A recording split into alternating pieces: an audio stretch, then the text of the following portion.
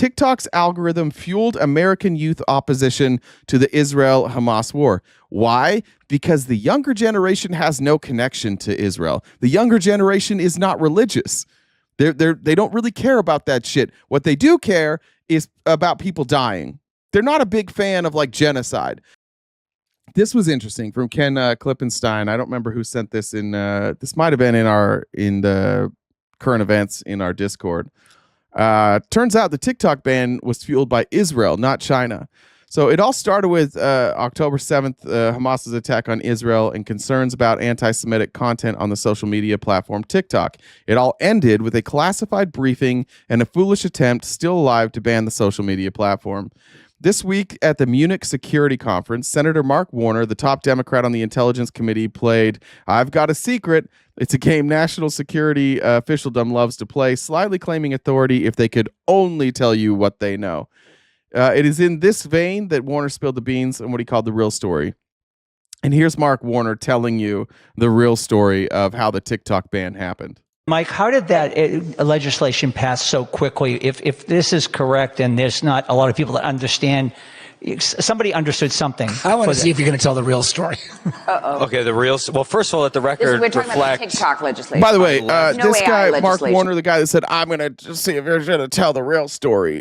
He left Congress and joined Palantir because that's what they do. This is one of those people that Republicans love to be like, it's corrupt. They leave Congress and then they get rich. Yeah, that's what he did.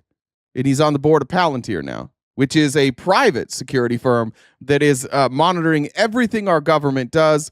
And hopefully the government has done their due diligence and make sure that the owners of Palantir and the investors like Elon, like Peter Thiel, like Mark Andreessen, hopefully they have guarded those people from accessing the data, but only if we trust that our government has done that. Senator, I left to produce more human beings, and they cost money. They're not making me money. And if everyone had followed Frank and my Irish Catholic lead and repopulated the earth, we would have already won this Cold War competition. How did it pass so quickly? I know we're running out of time. One, we stole the senator's work, and he did a lot of the, sincerely, a lot of the yeoman's work in drafting an initial bill.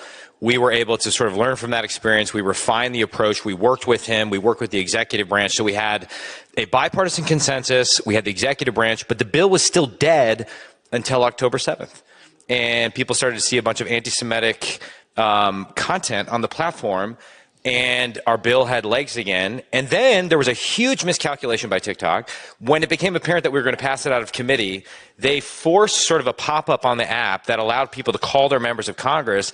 And kids were calling into their members of Congress during school hours threatening to commit suicide if TikTok went away. And okay, that's an extreme example. And from what I can tell, that did happen. There were calls like that. But listen to what he just said. TikTok made a mistake. TikTok activated voters. TikTok told people to call their representatives and say, don't ban this.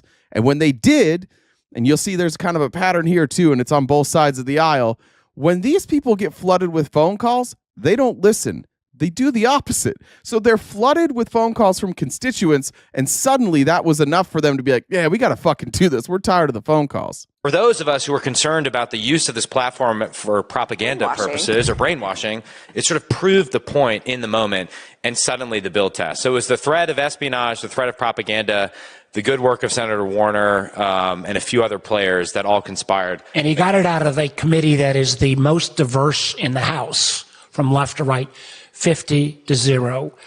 Zero people. These people in Congress are flooded with phone calls, and a divided body suddenly is 50-0 after the American people flooded their offices with phone calls.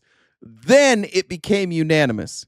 You see how gross that is? You see the amount of leverage that AIPAC has? It was people would not have bet on, but he and his Democratic colleagues did some great. But to your point about democracy, I mean, that was a 3-year endeavor and it failed, 100 times, and we just had to keep working it.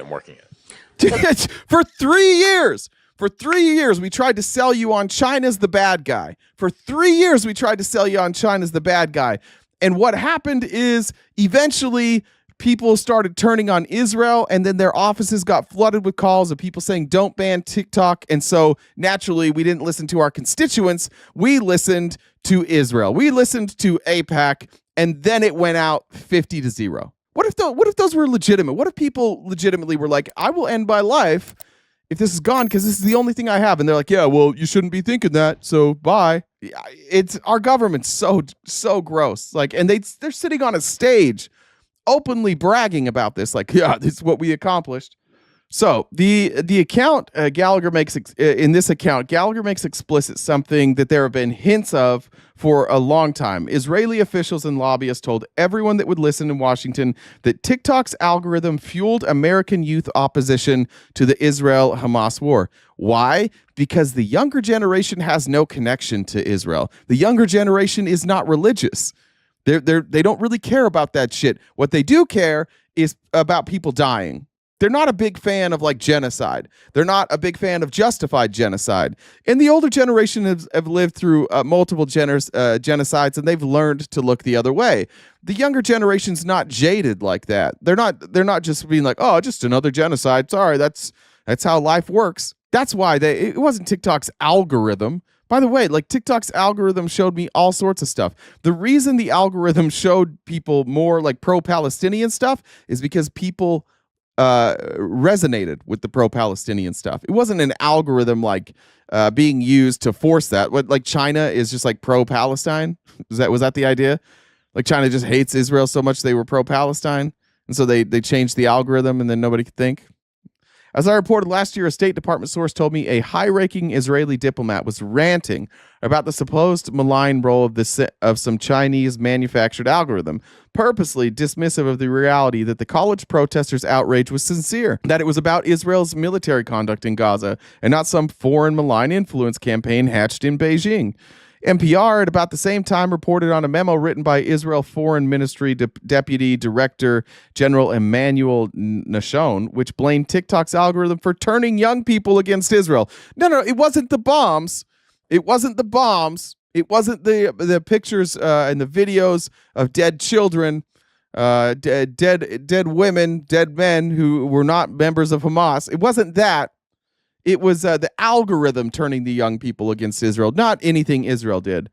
I've obtained a similar memo detailing the incident. The memo, produced by the State Department for its Near East affairs diplomats, describes how Nashon, the Israeli official, blamed youth opposition to the war in Gaza on the TikTok algorithm. Nashon also ignored warnings from the Biden administration's Assistant Secretary for Global Public Affairs, Bill Russo, oblivious to the possibility generational damage is being done to their reputation they were facing internationally. Israel's reputation is cooked for this younger generation. They will never look at Israel in the way that the previous generations did. Nashon disagreed with Russo's assertion that the United States and Israel faced a major credibility problem as a result of the unpopular war on Gaza. The Israelis seemed oblivious to the fact that they are facing major, possibly generational damage to their reputation, not just in the region, but elsewhere in the world. They made the following three counterpoints to this argument. Israel's main challenge, according to Nashon, is power projection. Young people have turned against Israel in part because the TikTok algorithm favors pro-Palestinian content. Public opinion polling shows there is a silent majority of people who continue to support Israel, especially in Europe and the United States. The silver lining of October 7th is that it now allows Israel to see who their real friends are. And their real friends are not the younger generation. Their real friends are the people who have turned a blind eye to genocide for decades. They've lived through genocide after genocide after genocide, and it just doesn't impact them anymore. So they don't really care. They're just like, yeah, genocide happens. Israel and China merged into the Biden administration's campaign against TikTok, and in March of last year, a classified intelligence briefing was provided to Congress on the supposed threat of the social media platform. As Warner describes, the briefing tipped the anti-TikTok legislation over the edge, passing through a key committee with a vote of 50-0. Despite the vote, some members expressed skepticism about the information contained in the briefing. Not a single thing we heard in today's classified briefing was unique to TikTok, Congresswoman Sarah Jacobs said at the time. It was things that happened on every single social media platform, and yet it was 50-0. Even when they recognized that TikTok wasn't the problem, they were fine with it. They're like, yeah, let's just ban TikTok. Romney And for everybody who says I don't like Mitt, or I'm too nice to Mitt Romney, here's a chance for us to shit on Mitt Romney together. Mitt Romney, who supported the TikTok ban, said this: "Some wonder why there was such overwhelming support for us to shut down potentially TikTok or other entities of that nature. If you look at the postings on TikTok and the number of mentions of Palestinians relative to other social media sites, it's overwhelmingly so among TikTok broadcasts." Again, that's generational. It's generational. This generation isn't jaded. They haven't overlooked all these genocides. It's generational. They didn't get that.